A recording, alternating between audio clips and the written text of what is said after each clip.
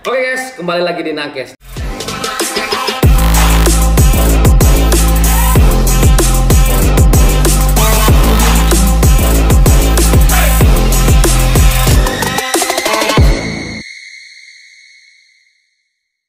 Nah, di hari ini guys, kita sangat berbeda sekali dengan hari biasanya nih. Kenapa? Biasanya kita selalu mengundang bintang tamu untuk selalu hadir di hadapan teman-teman dan sahabat Garuda Putih. Nah, tapi kali ini saya akan video call dengan salah satu alumni.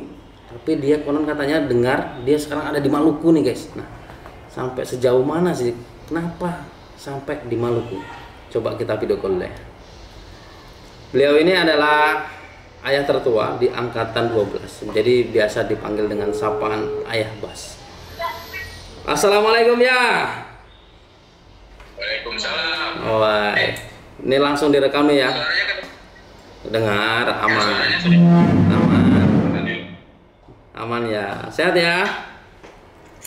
Alhamdulillah sehat. Gimana kabarnya? Sehat. Alhamdulillah, Stikes Garuda Putih semakin sehat ya. Nih sebentar lagi doain ya. Kita mau ada visitasi untuk Escape Nurse dalam waktu dekat insya Allah. Apa prodi baru kan Escape Nurse kan? Bener-bener. Bisa Boleh. Boleh. Nanti untuk alumni ada terkhususon. Iya, soalnya gini, real begitu kan itu tuntutan kuliah, tuntutan apa ya namanya, kalau di sini kan program kerja itu kan kuliah nomor 1 juga kan. Nah itu diwajibkan anak bisa balik program kuliah. Ini agak-agak bawa logat nggak apa-apa ya? Boleh, nggak apa-apa, malah keren lo ya. Kita kan Indonesia, Nusantara ya. Ya benar. Ya, ini sedikit pertanyaan inti nih ya. Kenapa sih ayah kok bisa sampai ke Maluku nih ya? Ceritanya gimana nih ya? Wah, ceritanya itu sebenarnya sangat banyak ya, banyak alur cerita kerja itu memang proyeknya pasti harus punya pengalaman, punya apa gitu kan. Nah, ya awal mula kan dari sekolah dulu lah kan, sekolahnya dulu nih. Nah, kebetulan sekolahnya kan di sana tuh di Stikes Garuda Putih ya. Siap. Dulu kan sebelumnya kan Akper, kan, siap. Akper Garuda Putih. Nah saya ya itulah angkatan 12 kan, sama Pak Haji kan. Siap. Satu angkatan kita ya. Satu angkatan. Nah, perihal itu sebenarnya sebelum saya di Maluku tuh jatuh bangun dalam artian pernah jadi guru di sekolah autis yang akper kita, Stikes kita kerjasama itu. Oh siap. Nah, juga dulu jadi dana sekitar 7 bulan, terus keterima kebetulan alhamdulillah di rumah sakit PKT kita, rumah sakit TNI. Nah itu saya ngabdi selama 7 tahun. Selama 7 tahun itu ya namanya kita itu kan kepingin menjadi abdi negara kan. Siap PNS, Polri, TNI itu kan cita-cita semua anak-anak kuliah kan. Anak-anak kuliah itu setahu saya cita-citanya cuma 2, kalau nggak jadi pengusaha jadi PNS. Bener nggak? Bener ya, bener. Nah jadi ya cita-citanya jadi PNS. Oke. Tahun 2017 itu ikut PNS Polda Jambi. 2017 ikut PNS Polda Jambi, gagal di administrasi karena salah pilih penempatan ujiannya di pusat di Mabes Polri. Jadi salah pilih, gagal. Tahun 2017, 2018 kalau nggak salah itu ikut Pemkop Rumah Sakit Abdul Manap kalau nggak salah. Ya 2018. 2019 juga ikut Polda lagi, tapi gagal lagi di SKD, nilainya kecil sih. Terus 2014 ya ada pembukaan di Kementerian Hukum dan HAM, formasi perawat. Ya kita cobalah, alhamdulillah sekarang udah sampai ke jenjang di sini kan, di PNS di sini, dan udah pengangkatan kemarin di tanggal 14 April, udah resmi nih 100% gitu. Nah, kenapa bisa sampai di sini?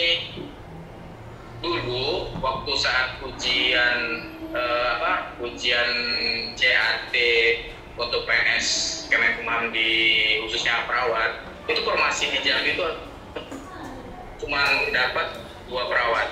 Dulu perkiraan saya 2 perawat itu ya 2 perawat aja. Jadi kita ada sekitar 180 orang tenaga perawat yang ikut ujian di Kemenkumham. Yang kira itu dulu 180 itu merupakan 2 formasi itu. Ternyata setelah diseleksi enggak. Jadi yang 2 formasi itu formasi seluruh Indonesia. Jadi setiap UPT itu ada beberapa formasi lah, ada beberapa permintaan. Misalnya kayak di Jambi 2 orang, di Bengkulu 11 orang, di Medan 11 orang gitu.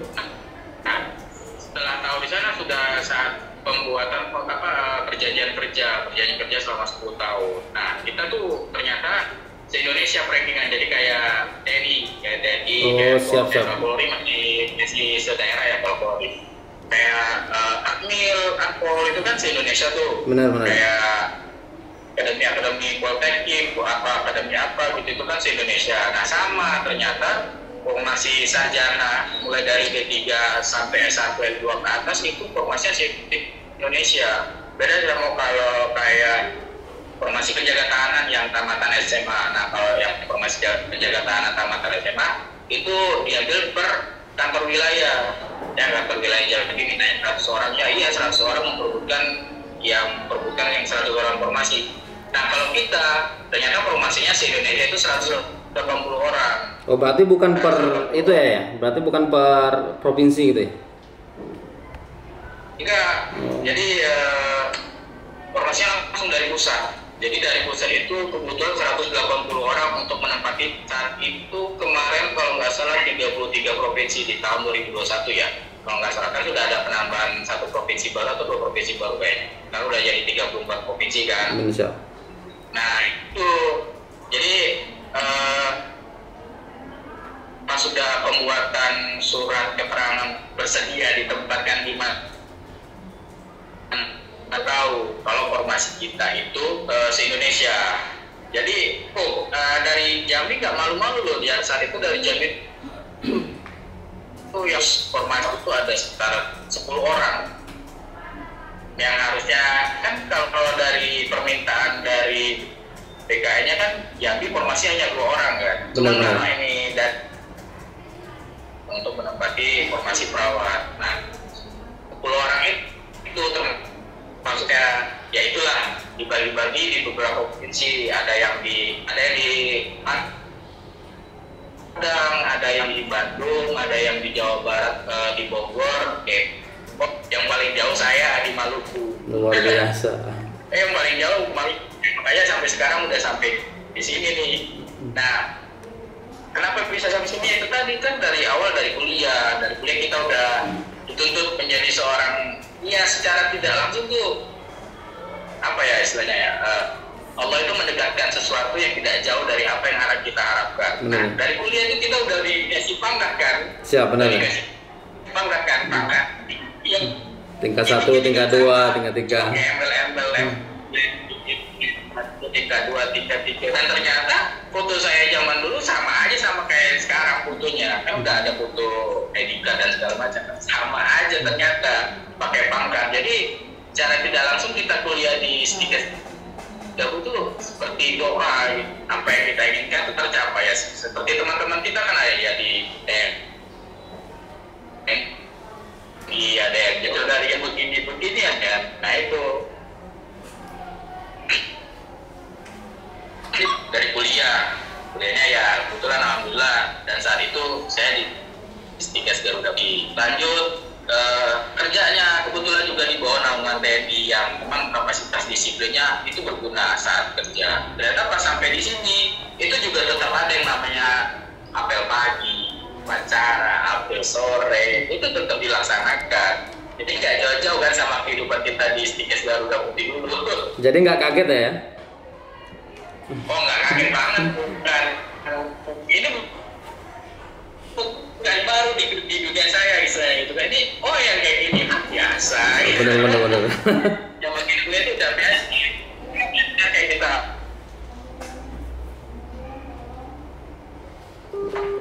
D3 kan, kebetulan saya kan tamat D3, sekarang kan sudah D3 kan harapannya kan ada escape terus ya. Benar ya. Nah kan D3 kan sebelum skripsi kita yang adanya praktek kerja lapangan. Praktek kerja lapangan itu kan pendekatannya pada masyarakat. Benar sekali. Sama di sini juga kerjanya begitu juga.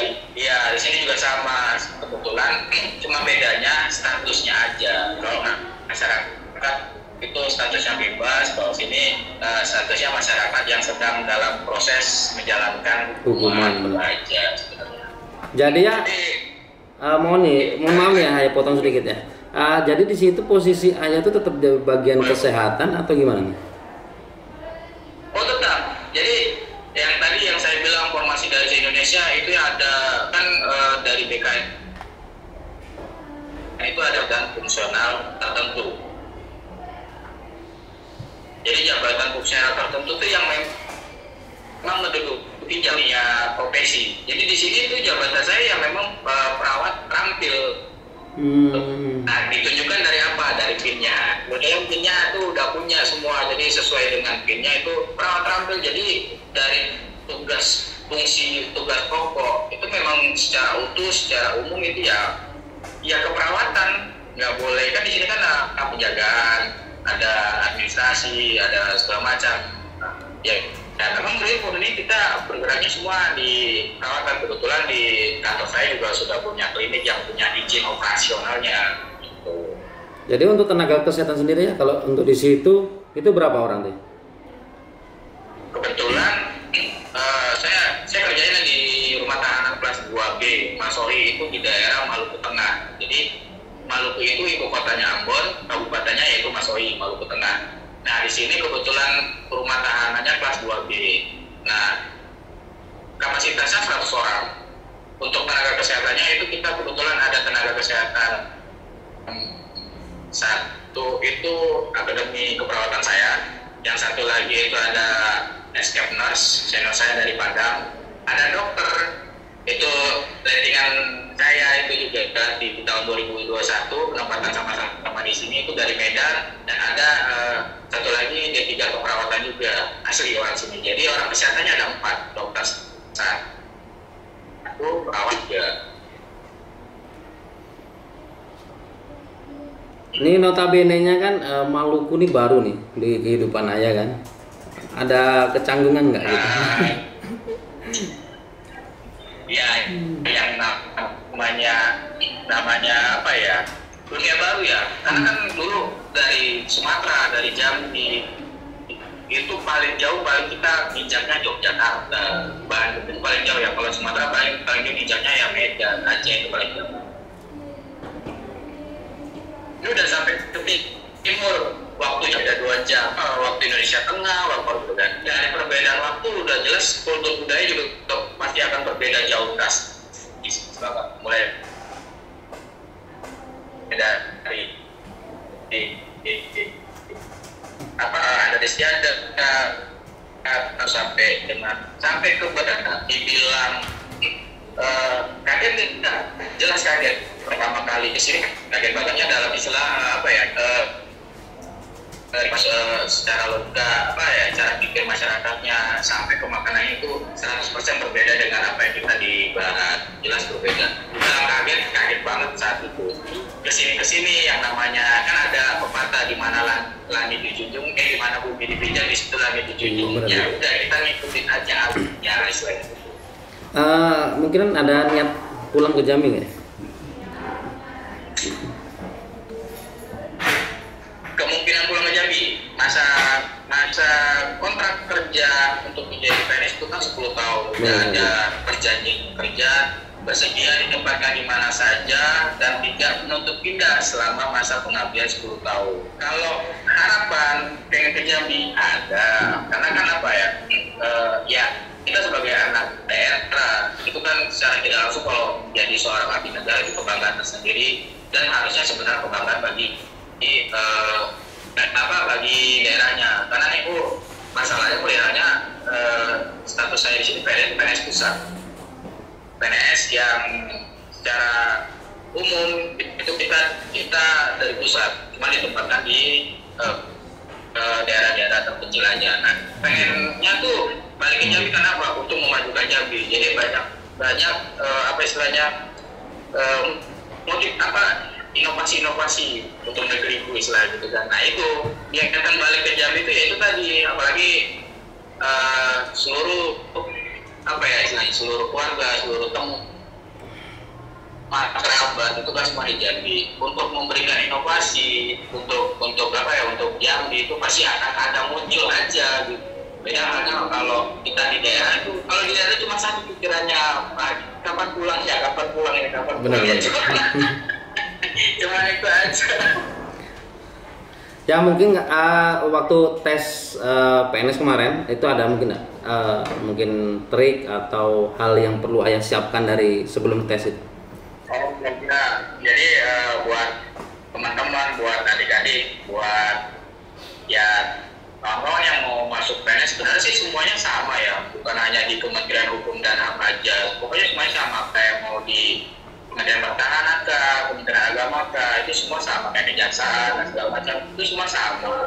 Yang dilalui kan pasti akan ada namanya ujian SKD yang presentasinya sekian macam. Nah yang pertama yang kalau saya pegang pertama yang selalu yang tidak pernah saya tinggalkan itu pertama saya minta doa sama orang tua, itu yang paling utama karena doa ibu dan bapak dan khususnya ibu itu bisa menembus langit ketujuh. Itu selalu saya mentionkan dan setiap saya mau berkeinginan apa yang paling utama itu yaitu tadi doa ibu orang tua. Lebih lagi doa kita kepada yang maha pencipta kita. Yang kedua ya sama kayak teman-teman yang sebelumnya yang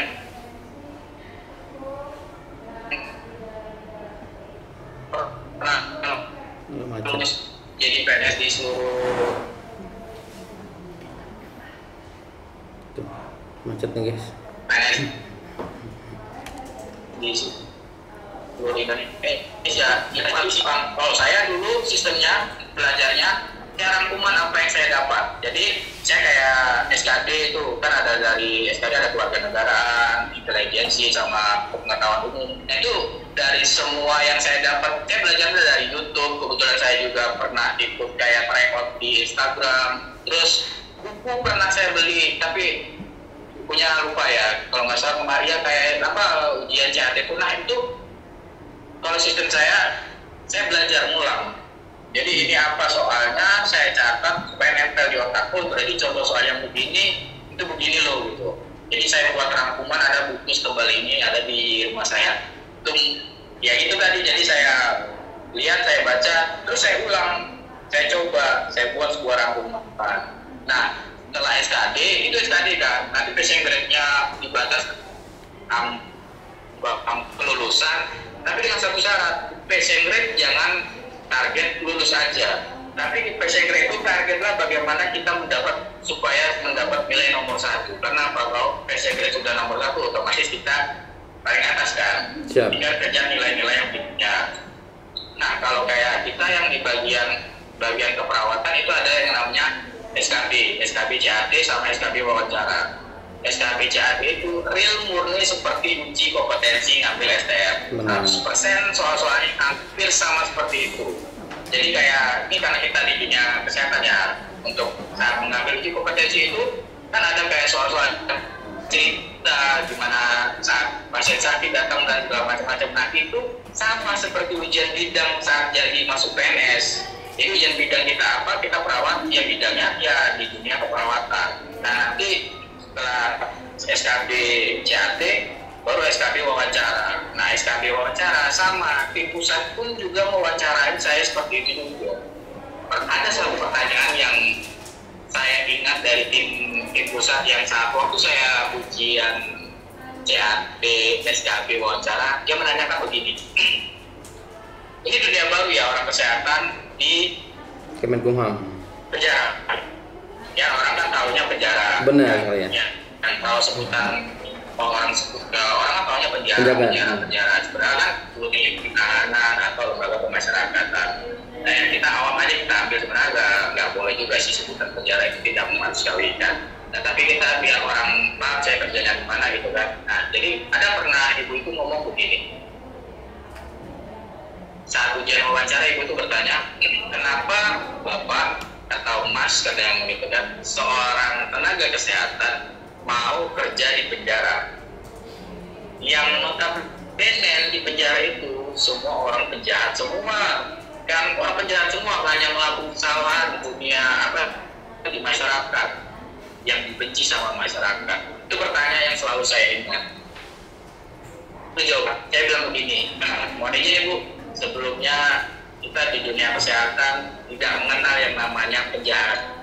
Di dunia kesehatan, saat orang sakit datang ke kita tidak menilai mereka itu seorang penjahat atau tidak, karena dari peraturan perundang-undangan setiap warga negara berhak memiliki dan mendapatkan pelayanan kesehatan selayaknya yang harus didapatkan. Saya bilang gitu. Jadi kita nggak melihat latar belakang orang ini jahat, berarti mereka nggak bisa dong dapat kesehatan. Enggak kan? Kalau di dunia kesehatan ada yang sakit datang ke kita akan kita obatin. Perihal dia penjahat, perihal dia pembunuh ke perampok atau apa kan itu kesalahan. Setiap manusia itu mempunyai kesalahan. Nah, saya bilang Allah aja maaf.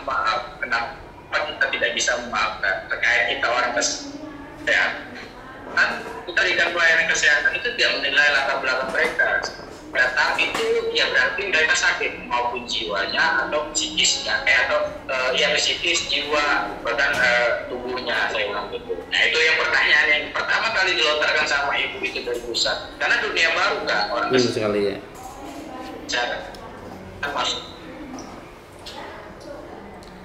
Oke lah ya, saya juga terima kasih atas waktu yang ayah berikan kepada kami, kemudian kepada sahabat Garuda Putih. Jadi di sini ya, untuk para teman-teman Garuda Putih itu namanya sahabat Garuda Putih ya. Itu baik alumni, baik calon alumni, baik orang yang ada di sekitar di Garuda Putih itu namanya sahabat Garuda Putih ya. Oh, sahabat. Ya, termasuk saya kemudian. Benar. Saya berarti sahabat Garuda Putih. Ya, terakhir nih ya, 3 kata untuk stiker Garuda Putih. 3 kata untuk stiker Garuda Putih: semakin terdepan, menciptakan unggulan-unggulan terbaik di dunia kesehatan. Yang terakhir, sebagai pendidik terbaik lah. Harapan saya Garuda Putih sebagai pendidik terbaik di dunia kesehatan, karena yang saya rasakan begitu. Luar biasa sekali ya. Oke ya, terima kasih waktunya. Dari di sana masih sudah jam 10 siang ya? Di sini udah jam setengah 11 Pak. Waduh, sudah waktunya mau istirahat siang ya. Jadi sudah ngerasain apa itu ya, sagu yang diolah itu? Udah, itu namanya papeda. Oh, papeda ya. Papeda kali. Udah nyoba itu. Boleh. Stiker Garuda Putih nggak tahu kan? Ya kita nggak tahu kan rencana. Kenapa ada study tour ke Maluku gitu? Boleh besok kalau pulang ke Jambi dibawain tuh sahabat Garuda Putih ya. Boleh nanti kita kasih ya sahabat-sahabat Garuda Putih, tunggu aja di jam pokoknya kita coba nanti makannya. Oke, siap. Oke ya, terima kasih atas waktunya ya, kurang lebih hampir 20 menit kita ngobrol bareng. Semoga juga bermanfaat bagi alumni, para calon alumni, buat mahasiswa kita. Saya juga terima kasih banyak ya, mengganggu waktunya, memberi. Enggak sama sekali. Untuk Garuda Putih itu apapun tetap di hati. Luar biasa. Oke ya, terima kasih banyak ya. Oke, assalamualaikum ya. Waalaikumsalam warahmatullahi wabarakatuh. Terima kasih. Oke guys, itu adalah perbincangan saya dengan salah satu alumni angkatan 12. Itu lighting saya sendiri. Posisi beliau sekarang ada di Maluku Utara. Jadi dia menjadi tenaga kesehatan di Kemenkumham. Jadi buat teman-teman ataupun buat sahabat Garuda Putih dimanapun Anda berada, jadi untuk dunia kesehatan ini luas. Jadi dari ujung Jabung sampai ujung Kerinci sana, dari Sabang sampai Merauke, semua tersebar alumni-alumni di Stikes Garuda Putih Jambi. Jadi buat teman-teman jangan ragu lagi untuk masuk di Stikes Garuda Putih Jambi. Terima kasih buat sahabat Garuda Putih Jambi yang sudah menonton video ini. Semoga bermanfaat untuk kita semuanya. Saya Hadi Ahmad, terima kasih. Dadah.